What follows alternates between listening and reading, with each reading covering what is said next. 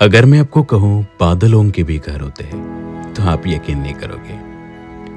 हमारे इंडिया में एक ऐसी जगह है जहां आपको लगेगा कि आप बादलों के घर पहुंचे हो। यह है मेघालय, बादलों का घर। यहाँ साल भर बादल छाए होते हैं और दुनिया की सबसे ज्यादा बारिश इसी जगह होती है।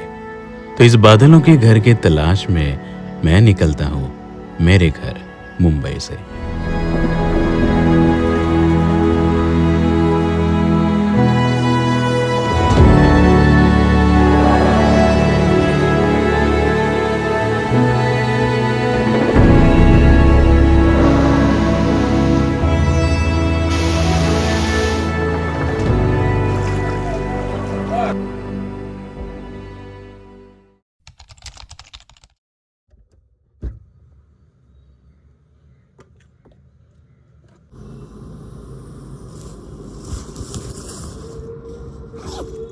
Hello everyone, this is Pramod. I hope you all are doing well. आप सभी का फिर एक बार नए वीडियो में स्वागत है। तो मेरी बैकपैक हो चुकी है और इस बार मैं जा रहा हूँ नॉर्थ ईस्ट इंडिया की खूबसूरत जगहों में से एक मेघालय एक्सप्लोर करने के लिए।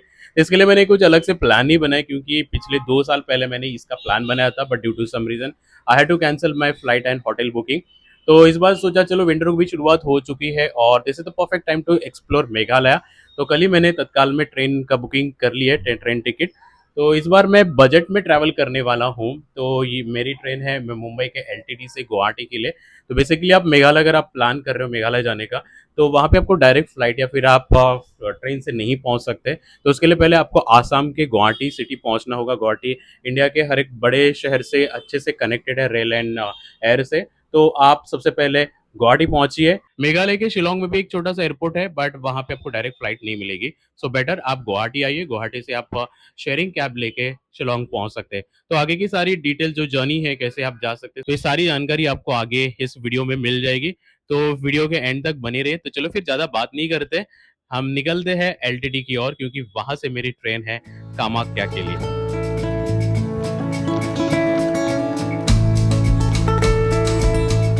तो ये हमारे सामने कामाख्या एक्सप्रेस आ चुकी है। इस वक्त मैं हूँ मुंबई के एलटीटी टर्मिनस पे, यानी कि लोकमान्य टिलक टर्मिनस।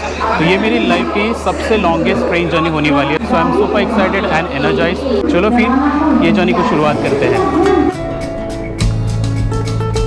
एलटीटी से मेरे इस सफर को शुरुआत हुई। 2600 किलोमीटर की दूरी तय करने में लगभग 3 दिन लगने वाले थे। सफर लंबा था, पर ट्रेन का सफर सिर्फ दूरी तय नहीं करता, ये दिलों की कहानियां भी साथ ले चलता है।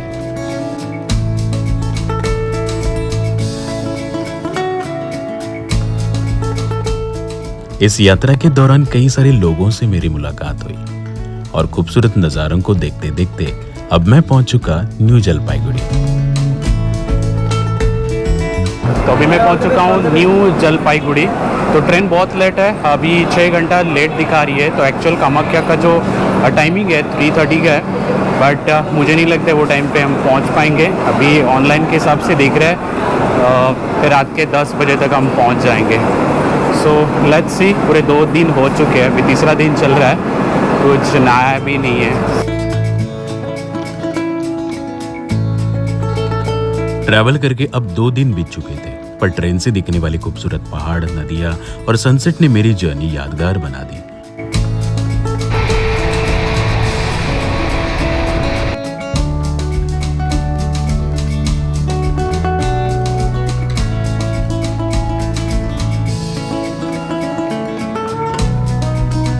ये जो सामने आप पहाड़ देख रहे हो, उसके पीछे भूटान है। अभी हम जा रहे हैं गुवाहाटी की तरफ और भाई साहब क्या खूबसूरत व्यू है, अमेजिंग।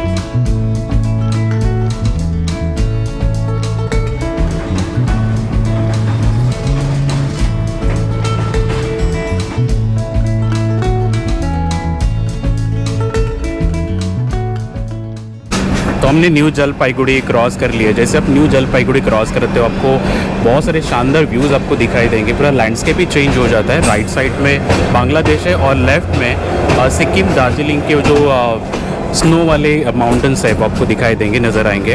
पता नहीं आपको ये कैमरा से आपको दिखेगा कि नहीं, बट मैं मेरे आंखों से देख सकता हूँ। सो देखते हैं अभी कितने बजे हम कामाख्या पहुँचते हैं। बट यहाँ से जो व्यू दिख रहा है ना, अमेजिंग, बहुत ही बढ़िया लग रहा है। तो ये एक होता है कि आप ट्रेन से जब ट्रैवल करते हो, भले लंबा डिस्टेंस है, मुंबई से कामाख्या जाने का डिस्टेंस बहुत ज़्यादा है, बट बहुत सारे अलग अलग लैंडस्केप मुझे यहाँ से नज़र आ रहे हैं, लोग मिल रहे हैं। तो ये भी एक ट्रेन की अलग ही जर्नी होती है, एक्सपीरियंस होता है, बहुत ही अमेजिंग है। ट्रेन देरी से चल रही थी, पर नज़ारे इतने खूबसूरत थे कि मुझे पता ही नहीं चला कि मैं कामाख्या कब पहुंचा।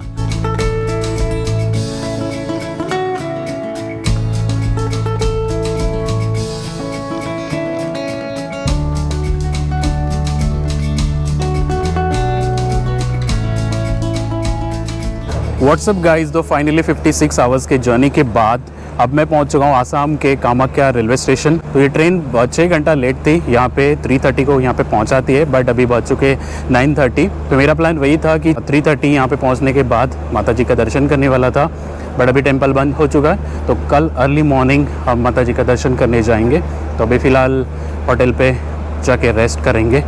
बहुत ही अच्छी जर्नी रही, ज़्यादा कुछ ऐसा थकावट लगा नहीं, क्योंकि थर्ड AC में था, तो खाना पीना सोना वही करना है, हमें थोड़ी नहीं ये ट्रेन चलानी है। बट दिक्कत ये थी कि ये बार बार ट्रेन रुक रही थी, बट ये कोई बात नहीं, ऑल सेट। तो अभी हम जा रहे हैं जहाँ पे मैंने होटल बुक किया है, कामाख्या मंदिर जो है उसके बाजू में ही है।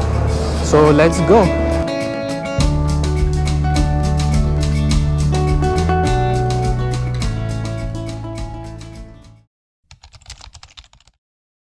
गुड मॉर्निंग गाइस, अब मैं जा रहा हूँ माँ कामाख्या का दर्शन करने। तो सबसे पहले हमें रजिस्ट्रेशन करना होगा, तो ये मैंने रजिस्ट्रेशन किया है, उसके बाद ही आपको मंदिर में एंट्री मिलेगी। तो ये है कामाख्या देवी का गर्भगृह, आप यहाँ पे देख सकते हैं।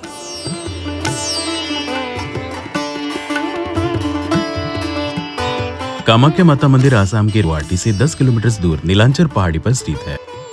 कामाख्या माता मंदिर को प्रमुख शक्तिपीठों में से एक माना जाता है।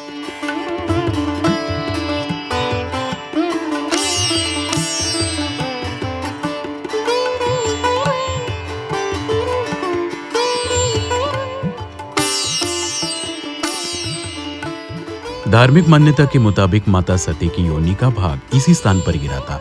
यह देवी को योनि रूप में पूजा जाता है। मां कामाख्या देवी जिन्हें तंत्र, साधना और शक्ति की अद्वितीय देवी माना जाता है।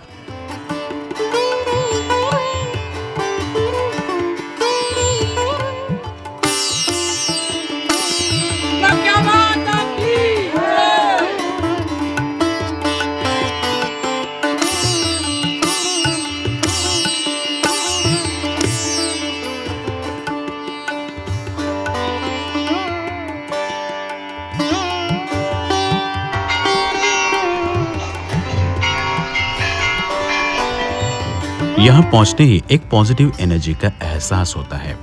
दर्शन करने के बाद यहाँ की पॉजिटिव एनर्जी को महसूस करके मैं निकलता हूँ मेघालय की राजधानी शिलोंग की ओर। अभी मेरा अच्छे से दर्शन हो चुका है, आप देख सकते हैं ये कामाख्या देवी का गर्भगृह मेरे पीछे।